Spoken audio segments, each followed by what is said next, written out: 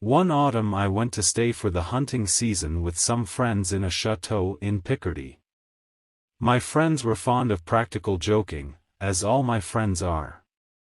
I do not care to know any other sort of people.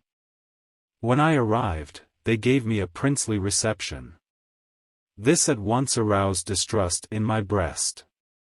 They hugged me, and they flattered me as if they expected to have great fun at my expense.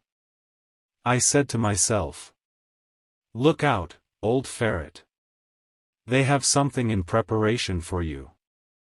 During the dinner, the laughter was out of control, far too much so. I thought, here are people who enjoy amusement twice as much, and for no apparent reason. They must be looking out in their minds for some good bit of fun. Certainly, I will be the victim of the joke. Attention! During the entire evening, everyone laughed exaggeratedly. I smelled a practical joke in the air, as a dog smells game. But what was it? I was watchful, restless. I did not let a word or a meaning or a gesture escape me. Everyone seemed suspicious to me. And I even looked suspiciously at the servants' faces. The hour rang for going to bed. And the whole household came to accompany me to my room. Why? They called to me, "Good night." I entered the apartment, shut the door, and remained standing, without moving a single step, holding the wax candle in my hand. I heard laughter and whispering in the corridor. Without a doubt, they were spying on me. I looked around at the walls, the furniture, the ceiling, the hangings, and the floor. I saw nothing to justify suspicion. I heard people moving about outside my door. I had no doubt they were looking through the keyhole. My candle may suddenly go out, and leave me in darkness. I thought. Then I went over to the mantelpiece. I lit all the wax candles that were on it. After that, I took another look around me and found nothing. I took small steps forward, carefully examining the apartment. Nothing. I inspected each article one after the other. Still nothing. I went over to the window.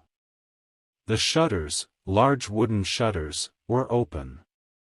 I carefully shut them and then drew the curtains, large velvet curtains. I placed a chair in front of them, so there was nothing to fear from outside. Then I cautiously sat down. The armchair was well made. I didn't even try to climb into the bed. However, time was flying. I came to the conclusion that I was silly. If they were spying on me, they must have been laughing uncontrollably at my terror. I suspected they were waiting for the success of the joke they had been planning for me. So I made up my mind to go to bed. But the bed appeared to be suspicious looking. I pulled at the curtains. They seemed to be secured. Still, there was danger. I was perhaps going to receive a cold shower bath from above. Or, perhaps the moment I stretched myself out, I sink under the floor with my mattress. I searched my memory for all the practical jokes I had ever experienced. And I did not want to be caught. Ah! Certainly not. Certainly not. Then I suddenly thought of a precaution that I believed to be extremely effective. I gently grabbed the side of the mattress and very slowly drew it toward me. It came away, followed by the sheets and the rest of the bedclothes. I dragged everything into the middle of the room. I made my bed over again.